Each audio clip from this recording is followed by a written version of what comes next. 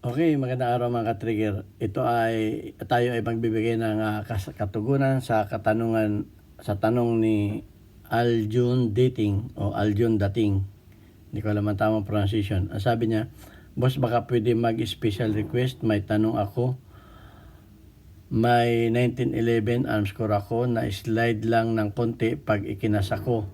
Kaya nahapkak lang ang hammer. Yung hammer pwede namang i-full cock ng hinlalaki, pero yung slide napundo talaga, hindi may kasa ng full, konting slide lang ang pwede. Parang may pumipigil, hindi naman may kasa. Hindi naman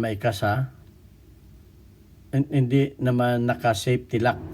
Ano ang dapat kong gawin? Sa ngayon may isang bala siya sa chamber, hindi ko matanggal, hindi ko din naman ma-disassemble ang unit dahil di nga ma-pulley patras.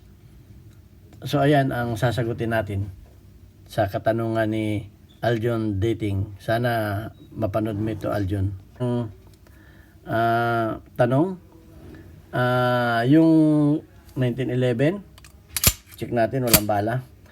Yung kanyang hammer, pwede mo siyang ikak ng kamay, pero hindi pwede sa slide. Ibig sabihin, pag inatras mo yung slide, ganyan lang, hapkak lang. Hindi na may diretso. So, medyo mahirap yung katanungan, lalo't hindi natin hawak yung baril. So, bibigyan natin ng kasagutan sa abot ng ating maliit na kalaman. So, babati muna ako sa mga OFW sa lahat ng isang mapagpalang araw. Sana nasa mabuti kayong kalagayan. Tayong lahat ay malakas ang pangatawan, walang karamdaman. So magpapasalamat rin ako sa lahat ng mga tumatangkilik ng ating YouTube channel at lalo tigit sa hindi nag-skip ng mga ads, sapagkat ang pangarap ko talaga ay maging isang charity vlogger at yung mga kinikita ko sa YouTube ay tinutulong ko sa mga 6 na estudyanteng nahirapan ng mga magulang. Okay, wala na akong pinapag-aral, graduate ng 4 kong anak. So tumutulong naman ako sa mga estudyante. So kaya ko naisipang mag-YouTube para yung kikitain ko sa YouTube ay tinutulong ko sa kanila. Actually, 6 sila. Ang allowance nila ay 1,000 kada 1 linggo ang isa.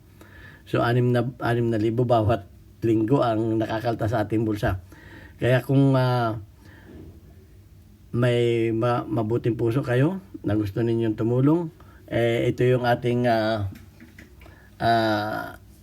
GCash number na siyang aking troserera, yan ang aking anak na siyang mahawak ng budget, dahil isang bis lang magpadala dahil mahal ang isang transaksyon. So ayan, pwede kayong magpadala dyan. Yung mga barya-barya, pag naipon natin yan ay marami na rin at makatulong sa mga estudyante. Actually, hindi maraming nag-apply sa akin, pero sabi ko hanggang 6 lang muna, hindi natin kaya pag lumaki na yung YouTube channel. So yan, maraming salamat sa inyo. At ngayon ay sasagutin na natin ang katanungan ni si Aljun Dating. Okay, unang-una, sinabi mo na may bala. Ano natin ang para yan, itungo na natin para makita yung baril. Unang-una, sinabi mo na may bala. So, safety first. Ang gawin mo, tanggalin mo yung pin dito. Ayan o. Tanggalin mo yung pin ng, ano yung patanggal natin ng pin. Tanggalin mo itong pin dito para hindi gumana ang hammer. Okay?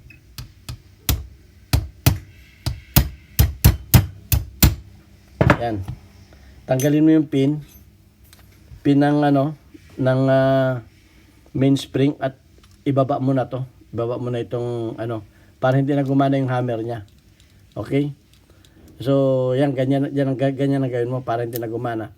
Ngayon, sa nakikita ko, dahil wala namang problema dito sa main spring, dahil yung isang video dito sa main spring, ang nakikita ko dyan, hindi mo nasabi kung yan ay, dalawa lang kasi ang kasagutang pwede kong ibigay sa iyo eh.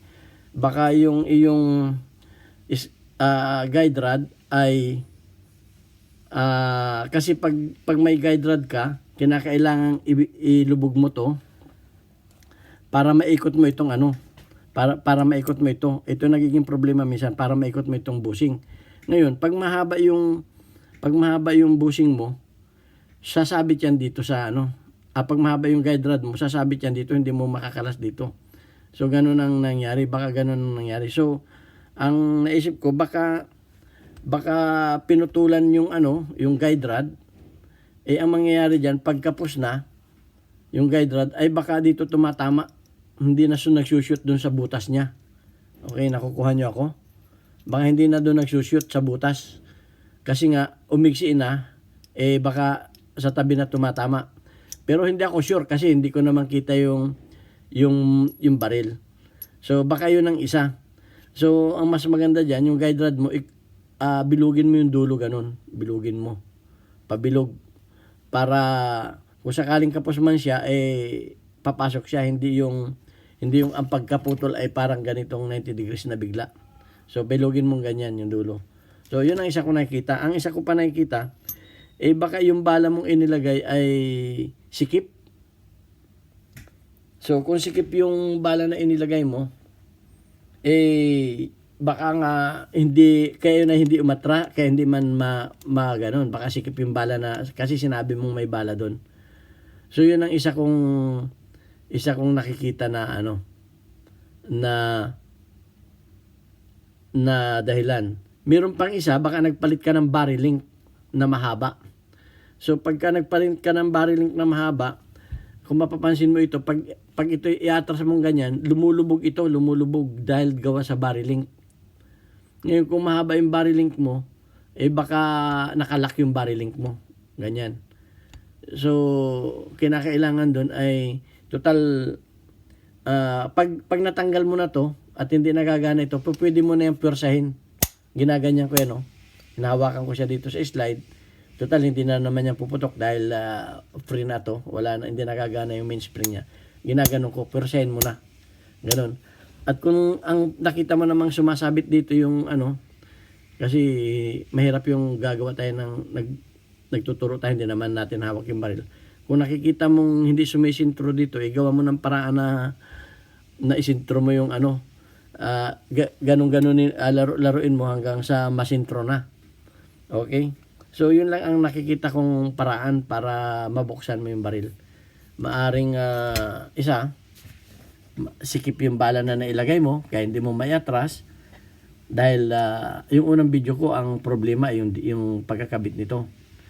So, yun lang ang nakikita kong dahilan dyan. Yung guide rod, baka umigsi at tumatama sa tabi. At yung bala ay sikip. Kasi nabanggit mo na may bala.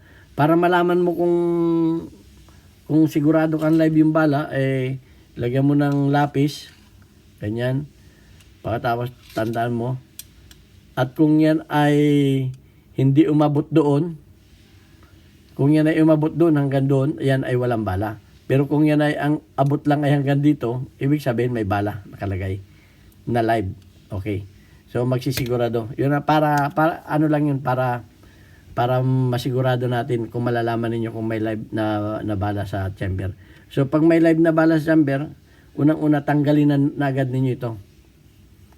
Para safe, hindi gagana yung hammer natin. Yun ang importante, yung safety first.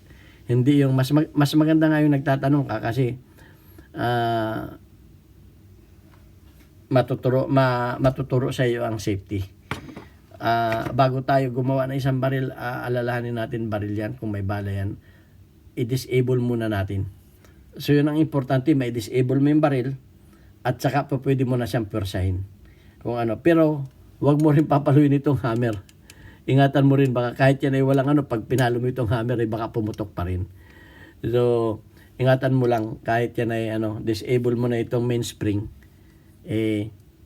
yun ang importante doon. Okay, yun lang ang pwede kong masagot sa iyo kasi hindi mo nabanggit kung may pinalitang kang pyesa. Kung nabanggit mo yan, kung bakit nagkaganyan, kung may pinalitang kang pyesa, mag-ano ka sa akin, mag follow up question ka. At kung natumbo ko naman yung sagot, sabihin mo rin kung naayos at kung ano yung problema para maibahagi naman natin sa iba. Okay, hindi ako sigurado sa sagot ko, pero yun lang ang nakikita ko sa ngayon. Hindi ko alam kung nagpalit ka ng body link, kung nagpalit ka ng recoil spring guide. So, yun ang aking kasagutan. Kumbaga, hinulaan ko lang muna ang mga posibilidad na pwedeng mangyari. Basta ang importante, safety. I-disable mo muna yung mainspring. Okay, ito ang inyong Pinoy Firearms Instructor. Sana nakatulong ang kasagutan ko.